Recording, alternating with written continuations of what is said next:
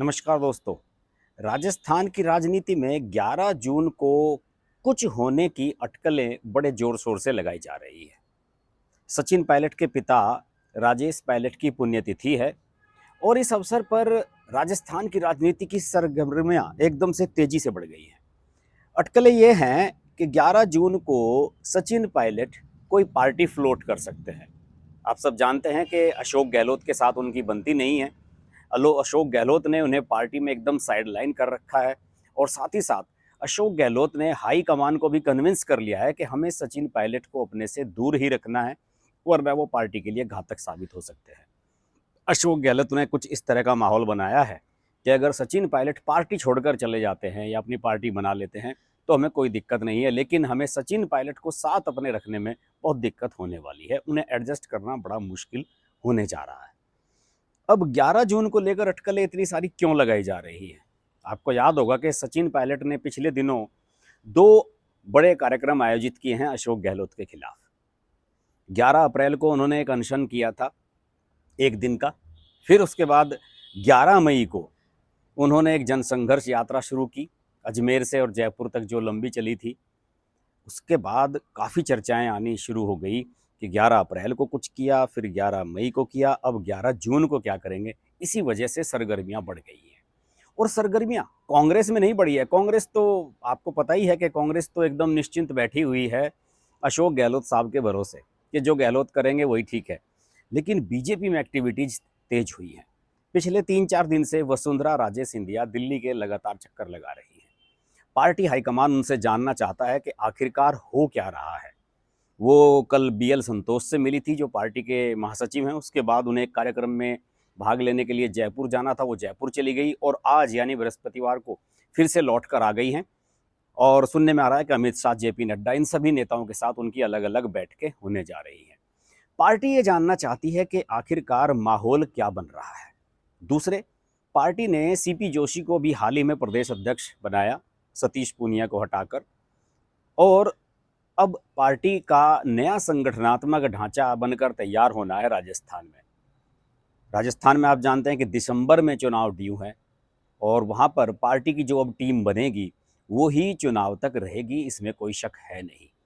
Party high command ये चाहती है कि जुलाई के पहले सप्ताह में राजस्थान की नई टीम को डिक्लेयर कर दिया जाए और साथ ही साथ उन्हें जिम्मेदारियां सौंप दी जाएं कि उन्हें आने वाले समय में क्या क्या काम करने हैं।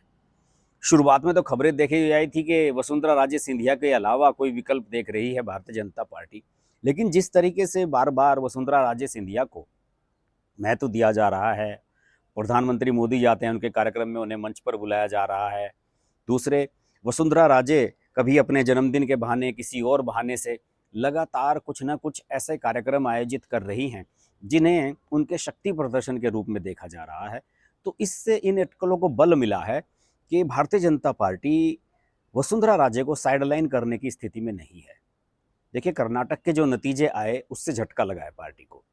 कर्नाटक में येदियुरप्पा को ऐसे ही किया गया था, बिल्कुल साइडलाइन कर दिया गया था और इसका मैसेज गलत गया।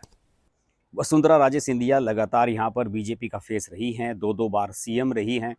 तो ऐसी स्थिति में बीजेपी अब ये सोच रही है कि अगर कर्नाटक की तरह यहाँ पर कर दिया गया तो हो सकता है कि राजस्थान के नतीजे भी कुछ उसी तरह के आए। इसलिए पार्टी उन पर भरोसा रख रही है, बार बार उन्हें यहाँ पर बुलाया जा रहा है और उनकी सलाह ली जा रही है कि संगठन में किस तरह के बदलाव किए जाएं, किसको क्या पद दिया जाए। और देखिए, यहाँ से जो कुछ लीडर्स हैं उनको जिस तरीके से पिछले दिनों एडजस्ट किया गया और किसी को गवर्नर बना दिया गया, कुछ कर दिया गया, तो उन सब चीज़ों से एक संकेत ये भी मिला कि राजस्थान की राजनीति में वसुंधरा राजे सिंधिया की जो से थी वो अभी बनी हुई है। लोग कह रहे थे कि उनको पार्टी ने किनारे कर दिया है, अमित शाह उनका विकल्प देख रहे हैं। लेकिन पार्टी ये भी देख रही है कि राजस्थान के चुनाव के कुछ महीने के बाद लोकसभा चुनाव भी आने हैं और बीजेपी कतई भी लोकसभा चुनाव का रिस्क नहीं उठाना चाहती। दूसरे, बीजेपी को ये भी लग रहा है कि क्या सचिन पायलट को अपने साथ लिया जा सकता है। सचिन पायलट अगर अलग होते हैं पार्टी से, हालांकि उनके पास बीजेपी में जाने का कोई रीजन नहीं है क्योंकि वहाँ भी वो सीएम नहीं बन सकते एकदम से जाके, और कांग्रेस में तो अशोक गहलोत उन्हें कुछ करने ही नहीं देंगे।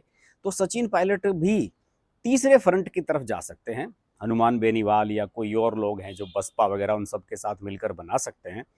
तो ऐसे में बीजेपी ये भी विकल्प देख रही है कि बीजेपी को फ़ायदा तब होता है जब सीधे कांग्रेस में और बीजेपी में टक्कर हो, क्योंकि ऐसा होने से अगर तीसरा एक फ्रंट बन जाता है तो फिर जो सरकार विरोधी वोट हैं वो बंटने के चांस रहते हैं। तो इन सब पर भी वसुंधरा राजे सिंधिया से उनकी ओपिनियन ली जा रही है और इसीलिए वो पिछले कई दिनों से दिल्ली में है। देखते हैं राजस्थान की राजनीति में वसुंधरा का दखल कितना बना रहता है और 11 जून को सचिन पायलट क्या नई पार्टी फ्लोट करते हैं। हालांकि सचिन पायलट के समर्थकों ने ऐसी अटकलों को गलत ठहराया है, लेकिन अटकलें तो अटकलें हैं। देखते हैं इस पर क्या होता है। आप बने रहिए मेरे साथ। नमस्कार।